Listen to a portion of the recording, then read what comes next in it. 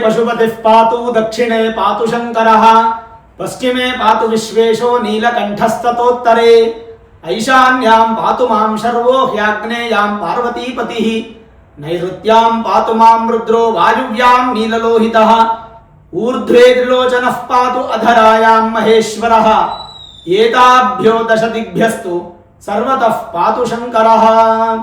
ಶ್ರೀಗುರುಭ್ಯೋ ನಮಃ. ಹರಿ ಓಂ.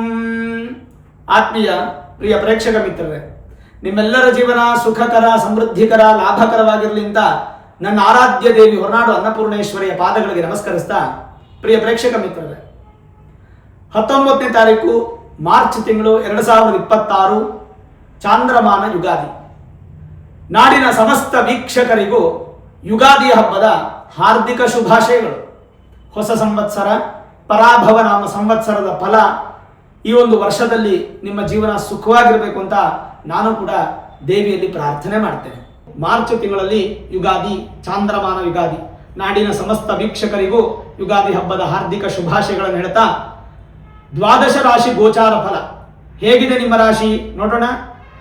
ಕ್ರಮವಾಗಿ 12 ರಾಶಿಗಳಲ್ಲಿ ಪ್ರಾರಂಭ ಮೇಷರಾಶಿ.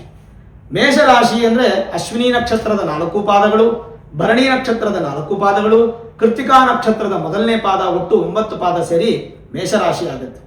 ಶುಭವಾರ ಈ ವರ್ಷ ಲಕ್ಕಿ ಡೇಸ್ ಯಾವುದು ಅಂದರೆ ಭಾನುವಾರ, ಮಂಗಳವಾರ, ಗುರುವಾರ. ಶುಭ ದಿಕ್ಕು ದಕ್ಷಿಣ. ಶುಭ ಸಂಖ್ಯೆ 1, 2, 3, 9. ಶುಭ ದಿನಾಂಕ 1, 10, 17. ಶುಭ ವರ್ಣ ಅಂದರೆ ಕಲರ್ ಕೆಂಪು, ಹಳದಿ, ಕೇಸರಿ. ಇದು ಮೇಷರಾಶಿಯವರಿಗೆ ಇರತಕ್ಕಂಥ ಒಂದು ಬೇಸಿಕ್ ಇನ್ಫಾರ್ಮೇಶನ್. ಗುರುವು ಮಿಥುನ ಮತ್ತು ಕರ್ಕಾಟಕ ರಾಶಿಗಳಲ್ಲಿ ಸಂಚರಿಸುವಾಗ ಅಶುಭದಾಯಕನಾಗಿದ್ದು ಮನಸ್ಸಿಗೆ ನಾನಾ ರೀತಿಯಾದಂಥ ಚಿಂತೆ. ಎಲ್ಲಿ ಒಂದು ಪ್ರಾರಂಭದ ಹಂತದವರೆಗೂ, ಎಲ್ಲಿವರೆಗೂ ನಿಮಗೆ ಕ್ರಮೇಣ ಜೂನ್ 2ನೇ ತಾರೀಕು ಗುರು ಚೇಂಜ್ ಆದರೂ ಕೂಡ ಅಷ್ಟೊಂದೇ ಉತ್ತಮವಾಗಿಲ್ಲ. ಕೆಲಸ ಕಾರ್ಯಗಳಲ್ಲಿ ಅಡಚಣೆ, ಬಂಧು ಮಿತ್ರರಲ್ಲಿ ಮನಸ್ತಾಪ, ಮನಸ್ಸಿಗೆ ಬೇಸರ, ವ್ಯಾಪಾರದಲ್ಲಿ ಸಾಧಾರಣ ಲಾಭ, ಉದ್ಯೋಗದಲ್ಲಿ ಮೇಲಧಿಕಾರಿಗಳಿಂದ ತೊಂದರೆ, ವೃಥಾ ತಿರುಗಾಟ ಮೊದಲಾದ ಫಲಗಳು ಉಂಟಾಗುತ್ತದೆ. ಶುಭದಾಯಕನಾಗಿದ್ದು ಆರೋಗ್ಯ ಸ್ಥಿತಿಯಲ್ಲಿ ಸುಧಾರಣೆ, ಬಂಧು ಮಿತ್ರರ ಸಹಾಯ, ಸಜ್ಜನ ಸಹವಾಸದಿಂದ ಕೀರ್ತಿ, ಸತ್ಕರ್ಮಾಸಕ್ತಿ, ಕುಟುಂಬ ಸೌಖ್ಯ, ಧನಾಗಮ, ಮನಸ್ಸಿಗೆ ಸಂತೋಷ ಮೊದಲಾದ ಫಲಗಳು ಕಂಡುಬರುತ್ತದೆ.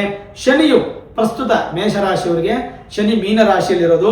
ಮೀನರಾಶಿಯಲ್ಲಿ ಸಂಚರಿಸುವುದರಿಂದ ವೃಥಾ ತಿರುಗಾಟ, ದುಷ್ಟ ಜನರ ಸಹವಾಸ, ಯತ್ನ ಕಾರ್ಯಗಳಲ್ಲಿ ವಿಘ್ನ, ಬಂಧು ಮಿತ್ರರ ವಿರೋಧ ಕಂಡುಬರುತ್ತದೆ. ಇದು ಹೇಗೆ ನಾವು ತಗೊಳ್ಬೇಕು ಅಂತಂದ್ರೆ, ಮೇಷರಾಶಿಯವರಿಗೆ ಈಗ 7.5 ನಡೀತಾ ಇದೆ. ಶನಿ ಮೀನರಾಶಿಯಲ್ಲಿದ್ದಾಗ ಮೇಷರಾಶಿಯವರಿಗೆ 7.5. ಹಾಗಾಗಿ 7.5 ಶನಿ ಆರಾಧನೆ ಮಾಡಿ, ಶಿವನ ಆರಾಧನೆ ಮಾಡಿ, ತೈಲಾಭಿಷೇಕ ತಿಂಗಳಿಗೊಂದ್ಸಲ ಮಾಡಿಸಿ, ಶನಿಯನ್ನ ಹೆಚ್ಚು ಆರಾಧನೆ ಮಾಡೋದ್ರಿಂದ 7.5 ಪ್ರಭಾವ ಕಮ್ಮಿ ಆಗುತ್ತೆ. ಗುರು ಬಂದು ಜೂನ್ 2ನೇ ತಾರೀಕು ಬದಲಾವಣೆ ಆಗಿ ಕರ್ಕಾಟಕ ರಾಶಿಗೆ ಬರ್ತಾರೆ. ಅಂದ್ರೆ ಮೇಷರಾಶಿಯವರಿಗೆ ಸುಖ ಸ್ಥಾನಕ್ಕೆ ಗುರು ಬಂದರೂ ಕೂಡ ಅಷ್ಟೊಂದೇನು ಗುರುಬಲ ಪ್ರಭಾವ ಇರಲ್ಲ. ಸ್ವಲ್ಪ 3-4 ತಿಂಗಳಾದ್ಮೇಲೆ ಮತ್ತೆ ಸ್ವಲ್ಪ ಸ್ಪೀಡಪ್ ಆಗ್ಬಿಟ್ಟು ಗುರು ಸಿಂಹ ರಾಶಿಗೆ ಬಂದ್ಬಿಡ್ತಾರೆ. 5ನೇ ಮನೆ ಗುರುಬಲ ಬರುತ್ತೆ, ತಾತ್ಕಾಲಿಕವಾಗಿ ಬರುತ್ತೆ, ಮತ್ತೆ ವಾಪಸ್ ಕರ್ಕಾಟಕ ರಾಶಿಗೆ ಬರ್ತಾರೆ. ನಿಮಗೆ ಕನ್ಫ್ಯೂಷನ್ ಆಗ್ಬೋದು. ನಾನು ಹೇಳಿದ್ರೆ ಈ ವರ್ಷ ಮಿಶ್ರ ಫಲವನ್ನ ಹೊಂದಬಹುದು. ಯಾವುದಕ್ಕೂ ನಿಮ್ಮ ಮೂಲ ಜಾತಕವನ್ನು ಒಮ್ಮೆ ನುರಿತ ಜ್ಯೋತಿಷ್ಯರಿಗೆ ತೋರಿಸ್ಕೊಂಡು, Vedic astrology, higher astrology predictions ಮಾಡಿಸ್ಕೊಂಡು ಏನಾದರೂ ಪರಿಹಾರ ಇದೆಯಾ ಕಂಡುಕೊಳ್ಳಿ, ಖಂಡಿತ ನಿಮಗೆ ಒಳ್ಳೆಯದಾಗುತ್ತೆ. ವೃಷಭ ರಾಶಿ ಅಂದರೆ ಕೃತಿಕಾ ನಕ್ಷತ್ರದ 2, 3, 4 ಪಾದಗಳು, ರೋಹಿಣಿ ನಕ್ಷತ್ರದ 4 ಪಾದಗಳು, ಮೃಗಶಿರ ನಕ್ಷತ್ರದ ಮೊದಲನೇ ಪಾದ ಹಾಗೂ 2ನೇ ಪಾದ ಒಟ್ಟು ಸೇರಿ ವೃಷಭ ರಾಶಿ ಆಯಿತು. ಶುಭವಾರ ಬುಧವಾರ, ಶುಕ್ರವಾರ, ಶನಿವಾರ. ಶುಭ ವರ್ಣ ಬಿಳಿ, ಹಸಿರು, ಕಪ್ಪು. ಶುಭ ದಿಕ್ಕು ಆಗ್ನೇಯ. ಶುಭ ಸಂಖ್ಯೆ 5, 6, 8. ಶುಭ ದಿನಾಂಕಗಳು 6, 9, 15, 18, 24 ಮತ್ತು 27.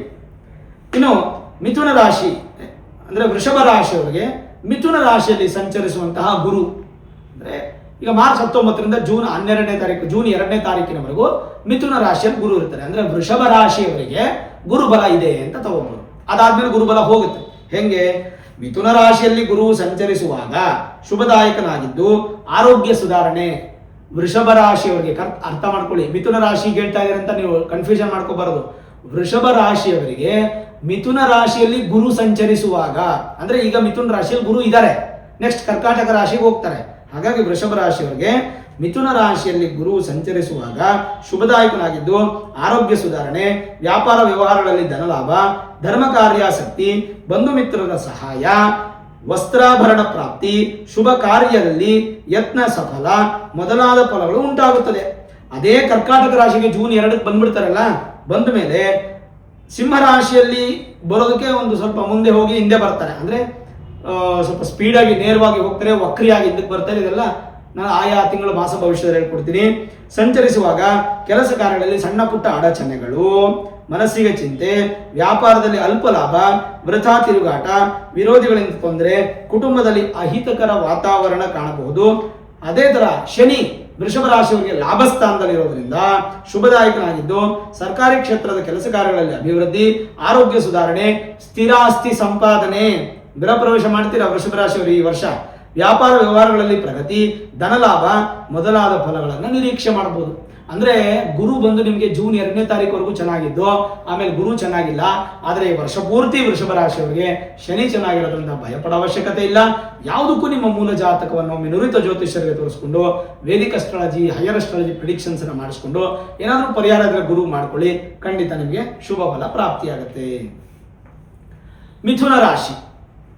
ಮಿಥುನ ರಾಶಿ ಅಂತಂದ್ರೆ ಮೃಗಶಿರ ನಕ್ಷತ್ರ 3ನೇ ಪಾದ 4ನೇ ಪಾದ, ಆರ್ದ್ರ ನಕ್ಷತ್ರದ 4 ಪಾದಗಳು, ಪುನರ್ವಸು ನಕ್ಷತ್ರದ 1ನೇ ಪಾದ ಹಾಗೂ 2ನೇ ಪಾದ, ಒಟ್ಟು 9 ಪಾದ ಸೇರಿ ಮಿಥುನ ರಾಶಿ.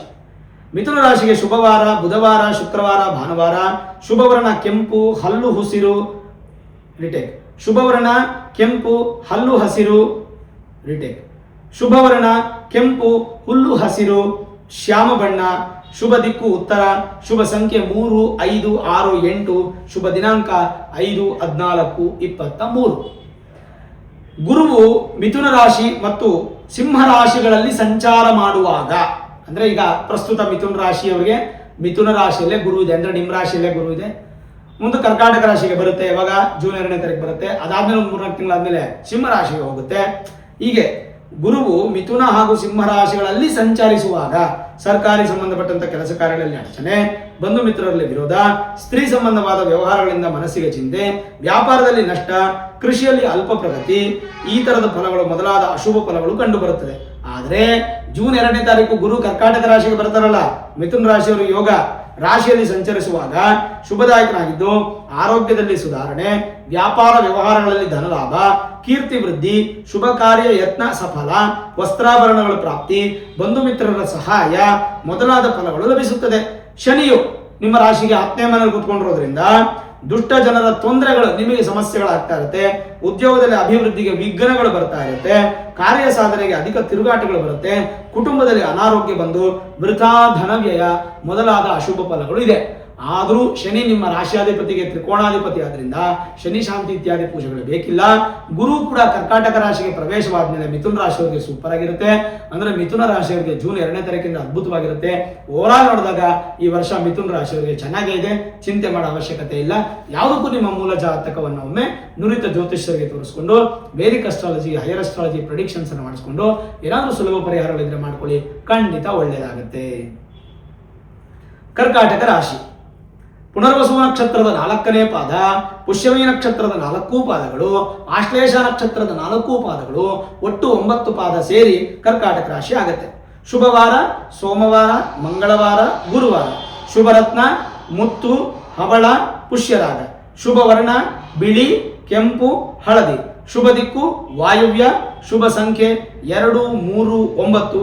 ಶುಭ ದಿನಾಂಕ 2, 7, 11, 16, 20, 25, 29.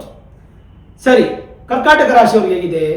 ಮೊದಲು 2 ತಿಂಗಳು ಏಪ್ರಿಲ್, ಮೇ ಎಂಡ್ ಆಗೋವರೆಗೂ ಜೂನ್ 2ನೇ ತಾರೀಕುವರೆಗೂ ಕರ್ಕಾಟಕ ರಾಶಿಯವರಿಗೆ 12ನೇ ಮನೆಯಲ್ಲಿ ಗುರು ಇದ್ದು ಸಂಚರಿಸುವಾಗ ಒಳ್ಳೆಯ ಫಲಗಳನ್ನ ನಿರೀಕ್ಷಿಸಲಾರಿರಿ. ಒಳ್ಳೆ ಫಲ ಸಿಗೋದಿಲ್ಲ 2 ತಿಂಗಳು. ಹೊಸ ಹಬ್ಬ ಶುರುವಾಯಿತು, ಯುಗಾದಿ ಹಬ್ಬ ಆದ್ರೂ ಕೂಡ 2 ತಿಂಗಳು ಹುಷಾರಾಗಿರ್ಬೇಕು. ಅಶುಭ ಸ್ಥಾನ ಸಂಚರಿಸುವಾಗ ಸ್ಥಳ ಬದಲಾವಣೆ, ಪ್ರಯಾಣದಲ್ಲಿ ಅಡಚಣೆ, ಮನಸ್ಸಿಗೆ ಚಿಂತೆ, ವೃಥಾ ಧನ ವ್ಯಯ, ಮಿತ್ರರಿಂದ ವಂಚನೆ, ಕೈ ಹಾಕಿದ ಕೆಲಸ ಕಾರ್ಯಗಳಲ್ಲಿ ವಿಘ್ನ, ಕೃಷಿಯಲ್ಲಿ ಅಲ್ಪ ಫಲಗಳು ಕಾಣಬರುತ್ತದೆ. ಗುರುವು ಸಿಂಹ ರಾಶಿಗೆ ಬಂದು ಬಿಡ್ತಾರೆ. ಕರ್ಕಾಟಕ ರಾಶಿಯವರಿಗೆ ಗುರು ಸಿಂಹ ರಾಶಿಗೆ ಬಂದು ಬಿಡ್ತಾರೆ. ಯಾವಾಗ? ಅದು ಕೂಡ ನಿಮಗೆ 4-5 ತಿಂಗಳು ಆದ್ಮೇಲೆ ಬರುತ್ತೆ. ಜೂನ್ 2 ಆದ್ಮೇಲೆ ಒಂದು 4 ತಿಂಗಳು ಆದ್ಮೇಲೆ ಬರುತ್ತೆ, ಮತ್ತೆ ವಾಪಸ್ ಬಂದ್ಬಿಡ್ತಾರೆ ಕರ್ಕಾಟಕ ರಾಶಿಗೆ. ವಕ್ರತ್ವ ಬರುತ್ತೆ. ಶುಭದಾಯಕನಾಗಿದ್ದು ವ್ಯಾಪಾರ ವ್ಯವಹಾರಗಳಲ್ಲಿ ಧನಲಾಭ, ಬಂಧು ಮಿತ್ರರ ಸಹಾಯ, ಆರೋಗ್ಯ ಸುಧಾರಣೆ, ವಸ್ತ್ರಾಭರಣಗಳಿಂದ ಪ್ರಾಪ್ತಿ. ಇದ್ರ ಜೊತೆಗೆ ಶನಿ ಭಾಗ್ಯಸ್ಥಾನದಲ್ಲಿರೋದ್ರಿಂದ ಏನು ಕಾಲದಲ್ಲಿ ಕುಟುಂಬದಲ್ಲಿ ಅನಾರೋಗ್ಯಗಳು ಬಂದರೂ ಸೌಖ್ಯ ಪ್ರಾಪ್ತಿಯಾಗುತ್ತೆ. ಸರ್ಕಾರ ಸಂಬಂಧವಂತ ವ್ಯವಹಾರಗಳಲ್ಲಿ ಅಪಜಯವಾದರೂ ಕೂಡ ಸಕ್ಸಸ್ ಅನ್ನೋದು ಸಿಗುತ್ತೆ. ಜಯ ಸ್ವಲ್ಪ ಕಡಿಮೆ, ಆದರೆ ಸಕ್ಸಸ್ ಇದೆ, ಲೇಟು. ಆಮೇಲೆ ಆರ್ಥಿಕ ಪರಿಸ್ಥಿತಿಯಲ್ಲಿ ಸ್ವಲ್ಪ ಮಟ್ಟಿಗೆ ಸುಧಾರಣೆ ಆಗುತ್ತೆ. ವ್ಯಾಪಾರದಲ್ಲಿ ಸ್ವಲ್ಪ ಪ್ರಮಾಣದ ವೃದ್ಧಿ ಆಗುತ್ತೆ. ಖರ್ಚು ತುಂಬ ಜಾಸ್ತಿ ಇರುತ್ತೆ ಮೊದಲಾದ ಫಲಗಳು ಕಂಡು ಬರುತ್ತೆ. ಅಂದರೆ ಕರ್ಕ ರಾಶಿಯವರು ಶಾಂತಿ ಮಾಡಿಕೊಳ್ಳೋ ಅವಶ್ಯಕತೆ ಇಲ್ಲ, ಯಾವುದೇ ಥರದ್ದು ಬೇಕಿಲ್ಲ. ಗುರು ಶಾಂತಿನೂ ಬೇಕಿಲ್ಲ, ಶನಿ ಶಾಂತಿನೂ ಬೇಕಿಲ್ಲ, ಫಸ್ಟ್ ಕ್ಲಾಸ್ ಆಗಿದೆ. ಏನಾದರೂ ನಿಮಗೆ ಈ ಅಭಿವೃದ್ಧಿ ಫಲ ಪಾಸಿಟಿವ್ ಆಗಿಲ್ಲ ಅಂದರೆ ಅವಾಗ ನಿಮ್ಮ ಮೂಲ ಜಾತಕವನ್ನು ಒಮ್ಮೆ ನುರಿತ ಜ್ಯೋತಿಷ್ಯರಿಗೆ ತೋರಿಸ್ಕೊಂಡು Vedic astrology, higher astrology predictions ಮಾಡಿ ಏನಾದರೂ ಸುಲಭ ಪರಿಹಾರ ಇದ್ದರೆ ಖಂಡಿತ ಮಾಡ್ಕೊಳ್ಳಿ, ಭಗವಂತ ಒಳ್ಳೇದು ಮಾಡ್ತಾನೆ. ಸಿಂಹರಾಶಿ. ಸಿಂಹರಾಶಿ ಅಂದರೆ ಮಖಾ ನಕ್ಷತ್ರದ 4 ಪಾದಗಳು, ಉಬ್ಬ ನಕ್ಷತ್ರದ 4 ಪಾದಗಳು, ಉತ್ತರ ಫಲ್ಗುನಿ ಅಥವಾ ಉತ್ತರ ನಕ್ಷತ್ರದ ಮೊದಲನೇ ಪಾದ, ಒಟ್ಟು 9 ಪಾದ ಸೇರಿ ಸಿಂಹರಾಶಿ. ಸಿಂಹರಾಶಿಯವರಿಗೆ ಶುಭವಾರ ಭಾನುವಾರ, ಸೋಮವಾರ, ಮಂಗಳವಾರ ಮತ್ತು ಗುರುವಾರ. ಶುಭ ವರ್ಣ ಕೆಂಪು, ಹಳದಿ, ಬಿಳಿ ಮತ್ತು ಹಸಿರು. ಶುಭ ದಿಕ್ಕು ಪೂರ್ವ. ಶುಭ ಸಂಖ್ಯೆ 1, 3, 5, 9. ಶುಭ ದಿನಾಂಕಗಳು 1, 4, 10, 13, 19, 22, 28, 31. ಸಿಂಹರಾಶಿಯವರಿಗೆ ಹೇಗಿರುತ್ತೆ ನೋಡಿ. ಸಾಧಾರಣವಾಗಿ ಗುರು ಸಿಂಹರಾಶಿಗೆ ಗುರುಬಲ ಇದೆ ಅಲ್ವಾ. ಗುರು 11ನೇ ಮನೆ ಇದ್ರೆ ಗುರುಬಲ ಇದ್ದಾರೆ. ಗುರು 12ನೇ ಮನೆಗೆ ಬಂದಾಗ ಏನಾಗುತ್ತೆ, ಗುರು ಬಂದು 2 ತಿಂಗಳು, ಈ ಯುಗಾದಿ ಹಬ್ಬ ಆದ್ಮೇಲೆ 2 ತಿಂಗಳು ತುಂಬಾ ಚೆನ್ನಾಗಿರುತ್ತೆ. ಏನೇನು, ಕುಟುಂಬದಲ್ಲಿ ನೆಮ್ಮದಿಯ ವಾತಾವರಣ, ಆರೋಗ್ಯ ಸ್ಥಿತಿಯಲ್ಲಿ ಸುಧಾರಣೆ, ಯತ್ನ ಕಾರ್ಯಾನುಕೂಲ, ವಿವಾಹಾದಿ ಮಂಗಳ ಕಾರ್ಯಗಳು ನಡೆಯುವಿಕೆ, ಸಾರ್ವಜನಿಕ ಕ್ಷೇತ್ರದಲ್ಲಿ ಗೌರವ ಪ್ರಾಪ್ತಿ, ಸತ್ಕರ್ಮಾಸಕ್ತಿ ಮೊದಲಾದ ಶುಭ ಫಲಗಳು ಸಿಗುತ್ತದೆ. ಅದೇ ಗುರು ಜೂನ್ 2ನೇ ತಾರೀಕು 12ನೇ ಮನೆಗೆ ಬಂದ್ಬಿಡ್ತಾರೆ, ಲಾಭಸ್ಥಾನದಿಂದ ವ್ಯಯಸ್ಥಾನಕ್ಕೆ ಬಂದ್ಬಿಡ್ತಾರೆ. ಬಂದಾಗ ಏನಾಗುತ್ತೆ, ಸಂಚರಿಸುವಾಗ ಅಶುಭದಾಯಕನಾಗಿದ್ದು ಮನಸ್ಸಿಗೆ ಚಿಂತೆ, ಸ್ಥಳ ಬದಲಾವಣೆ, ವೃಥಾಧನ ವ್ಯಯ, ಕೆಲಸ ಕಾರ್ಯಗಳಲ್ಲಿ ವಿಘ್ನ, ವ್ಯಾಪಾರದಲ್ಲಿ ಉದ್ಯೋಗದಲ್ಲಿ ಅಲ್ಪ ಪ್ರಗತಿ, ಕೃಷಿಯಲ್ಲಿ ಅಲ್ಪ ಫಲ ಮೊದಲಾದವರು ಕಂಡುಬರುತ್ತದೆ. ಅದೇ ಥರ ಶನಿ 8ನೇ ಮನೆ ಇರೋದ್ರಿಂದ, ಅಷ್ಟಮ ಶನಿ ಪ್ರಭಾವ ಇರೋದ್ರಿಂದ ವ್ಯಾಪಾರ ವ್ಯವಹಾರಗಳಲ್ಲಿ ತೊಂದರೆ, ಸರ್ಕಾರ ಕ್ಷೇತ್ರದಲ್ಲಿ ಕೆಲಸ ಕಾರ್ಯಗಳಲ್ಲಿ ವಿಘ್ನಗಳು, ಬಂಧು ಮಿತ್ರರಿಂದ ಅವಮಾನ, ಹಣದ ಅಡಚಣೆ, ಅನಾರೋಗ್ಯ ಉಂಟಾಗುತ್ತೆ. ಓವರಾಲ್ ನೋಡಿದಾಗ ಸಿಂಹರಾಶಿಯವರಿಗೆ ಈ ವರ್ಷ ಕೇವಲ 2 ತಿಂಗಳು ಮಾತ್ರ ಚೆನ್ನಾಗಿದೆ, ಯುಗಾದಿ ಹಬ್ಬ ಆದ್ಮೇಲೆ. ಆಮೇಲೆ ಖಂಡಿತ ಚೆನ್ನಾಗಿಲ್ಲ. ಹಾಗಾಗಿ ನಿಮ್ಮ ಮೂಲ ಜಾತಕವನ್ನು ಒಮ್ಮೆ ನುರಿತ ಜ್ಯೋತಿಷ್ಯರಿಗೆ ತೋರಿಸ್ಕೊಳ್ಳಿ. ಗುರುಬಲನೂ ಹೋಗುತ್ತೆ, ಅಷ್ಟಮ ಶನಿ ಪ್ರಭಾವನ ಆಕ್ಟಿವೇಟ್ ಆಗುತ್ತೆ. ಸಿಂಹರಾಶಿಯವ್ರಿಗೆ ಒಂಥರ ಹಿಂಸೆ ಆಗ್ತಾ ಇರುತ್ತೆ, ಉಸಿರಾಡಕ್ಕೆ ಕಷ್ಟ ಆಗುತ್ತೆ, ಹೊಟ್ಟೆ ತುಂಬ ಊಟ ಮಾಡೋಕ್ಕಾಗಲ್ಲ, ನಿದ್ರೆ ಚೆನ್ನಾಗಿ ಬರಲ್ಲ, ಸ್ಟ್ರೆಸ್ ಜಾಸ್ತಿ ಆಗುತ್ತೆ. ಹಾಗಾಗಿ ನಿಮ್ಮ ಮೂಲ ಜಾತಕವನ್ನ ಒಮ್ಮೆ ನುರಿತ ಜ್ಯೋತಿಷ್ಯರಿಗೆ ತೋರಿಸ್ಕೊಂಡು Vedic astrology, higher astrology predictions ಮಾಡಿಸ್ಕೊಂಡು ಏನಾದರೂ ಸುಲಭ ಪರಿಹಾರಗಳಿದ್ರೆ ಮಾಡ್ಕೊಳ್ಳಿ, ಖಂಡಿತ ಒಳ್ಳೆಯದಾಗುತ್ತೆ. ಕನ್ಯಾ ರಾಶಿ. ಉತ್ತರ ಫಲ್ಗುನಿ ನಕ್ಷತ್ರದ 2ನೇ ಪಾದ, 3ನೇ ಪಾದ, 4ನೇ ಪಾದ, ಹಸ್ತ ನಕ್ಷತ್ರದ 4 ಪಾದಗಳು, ಚಿತ್ತಾ ನಕ್ಷತ್ರದ 1ನೇ ಪಾದ, 2ನೇ ಪಾದ, ಒಟ್ಟು 9 ಪಾದ ಸೇರಿ ಕನ್ಯಾ ರಾಶಿ ಆಗುತ್ತೆ. ಶುಭವಾರ ಬುಧವಾರ, ಶುಕ್ರವಾರ ಹಾಗೂ ಭಾನುವಾರ. ಶುಭ ವರ್ಣ ಕೆಂಪು, ಹುಲ್ಲು ಹಸಿರು, ಶ್ಯಾಮ ಬಣ್ಣ. ಇನ್ನು ವಿಶೇಷವಾಗಿ ಶುಭ ದಿಕ್ಕು ಉತ್ತರ. ಶುಭ ಸಂಖ್ಯೆ 3, 5, 6, 8. ಶುಭ ದಿನಾಂಕ 5, 14, 23. ಹಾಗಾದ್ರೆ ಕನ್ಯಾ ರಾಶಿಯವರಿಗೆ ಹೇಗಿದೆ? ಗುರು ಕನ್ಯಾ ರಾಶಿಯವರಿಗೆ ಈಗ 10ನೇ ಮನೆಯಲ್ಲಿ ಇದ್ದಾರೆ. ಯುಗಾದಿ ಹಬ್ಬ ಆದ್ಮೇಲೆ 10ನೇ ಮನೆಯಲ್ಲೇ ಇರ್ತಾರೆ. ಅಷ್ಟೊಂದೇನು ಉತ್ತಮ ಇಲ್ಲ, 2 ತಿಂಗಳು ನೀವು ಬ್ಯಾಲೆನ್ಸ್ ಮಾಡಬೇಕು. ಅದೇ 11ನೇ ಮನೆಗೆ ಬರ್ತಾರೆ ಯಾವಾಗ, ಜೂನ್ 2ನೇ ತಾರೀಕು. ಅಲ್ಲಿಂದ ಅದ್ಭುತವಾಗಿರುತ್ತೆ. ಎಷ್ಟು ಅದ್ಭುತವಾಗಿರುತ್ತೆ ಅಂತಂದ್ರೆ, ಅಲ್ಲಿವರೆಗೂ 2 ತಿಂಗಳು ಏನೇನು ತೊಂದರೆ ಆಗ್ಬೋದು, ಮಾನಸಿಕ ತೊಂದರೆಗಳು, ಅಶುಭದಾಯಕ, ಚಿಂತೆ ಜಾಸ್ತಿ, ಆಮೇಲೆ ಕೆಲಸ ಕಾರ್ಯಗಳಲ್ಲಿ ವಿಘ್ನಗಳು. ಅದೇ ನಿಮಗೆ ಗುರು ಬಂದು 11ನೇ ಮನೆಗೆ ಬಂದ ಮೇಲೆ ಏನು ಫಲ, ಯತ್ನ ಕಾರ್ಯಾನುಕೂಲ, ಯಾವ ಕೆಲಸ ಕೈಯಾದರೂ ಸಕ್ಸಸ್, ವಿವಾಹಾದಿ ಮಂಗಳ ಕಾರ್ಯಗಳು ನಡೆಯುವಿಕೆ, ಬಂಧು ಮಿತ್ರರ ಸಹಾಯ, ಕುಟುಂಬದಲ್ಲಿ ನೆಮ್ಮದಿಯ ವಾತಾವರಣ, ಸಾರ್ವಜನಿಕ ಕ್ಷೇತ್ರದಲ್ಲಿ ಗೌರವ ಮೊದಲಾದ ಶುಭ ಫಲಗಳು ನಿರೀಕ್ಷಿಸಬಹುದು. ಈವನ್ ಶನಿ ಕೂಡ ನಿಮ್ಗೆ 7ನೇ ಮನೆ ಇರೋದ್ರಿಂದ ಅದೇನು ತುಂಬಾ ಅಶುಭದಾಯಕ ಅಂತ ಹೇಳಕ್ಕಾಗಲ್ಲ. ಯಾಕಂದ್ರೆ ನಿಮ್ಮ ರಾಶ್ಯಾಧಿಪತಿ ಬುಧನಿಗೆ ಶನಿ ಮಿತ್ರ ಮತ್ತೆ ತ್ರಿಕೋಣಾಧಿಪತಿ. ಹಾಗಾಗಿ ಶನಿಯಿಂದ ನಿಮ್ಗೇನು ಕೆಟ್ಟದೇನಿಲ್ಲ, ಭಯಪಡೋ ಅವಶ್ಯಕತೆ ಇಲ್ಲ. ಸಣ್ಣ ಪುಟ್ಟ ವಿಳಂಬತೆಗಳು ಕಾಣ್ಬೋದು. ಆದರೆ ಕನ್ಯಾ ರಾಶಿಯವರಿಗೆ 2026 ಪರಾಭವ ನಮ್ಮ ಸಂವತ್ಸರ ಯುಗಾದಿ ಹಬ್ಬ ಆದ್ಮೇಲೆ ಮೊದಲು 2 ತಿಂಗಳು ಮಾತ್ರ ಚೆನ್ನಾಗಿಲ್ಲ, ಆಮೇಲೆ ಅದ್ಭುತವಾಗಿದೆ. ಚಿಂತೆ ಮಾಡೋ ಅವಶ್ಯಕತೆ ಇಲ್ಲ. ಆದರೂ ಏನಾದರೂ ಸಮಸ್ಯೆಗಳು ಆಗ್ತಾ ಇದೆ, ನಿಮ್ಗೇನೋ ಗೊತ್ತಾಗ್ತಿಲ್ಲ, ನನಗೆ ಒಳ್ಳೇದಾಗ್ತಾ ಇಲ್ಲ ಅಂದಾಗ ನಿಮ್ಮ ಮೂಲ ಜಾತಕವನ್ನು ಒಮ್ಮೆ ನುರಿತ ಜ್ಯೋತಿಷ್ಯರಿಗೆ ತೋರಿಸ್ಕೊಂಡು Vedic astrology, higher astrology predictions ಮಾಡಿಸ್ಕೊಂಡು ಏನಾದರೂ ಸುಲಭ ಪರಿಹಾರಗಳಿದ್ರೆ ಖಂಡಿತ ಮಾಡ್ಕೊಳ್ಳಿ. ಭಗವಂತ ನಿಮ್ಗೆ ಒಳ್ಳೇದು ಮಾಡ್ತಾನೆ.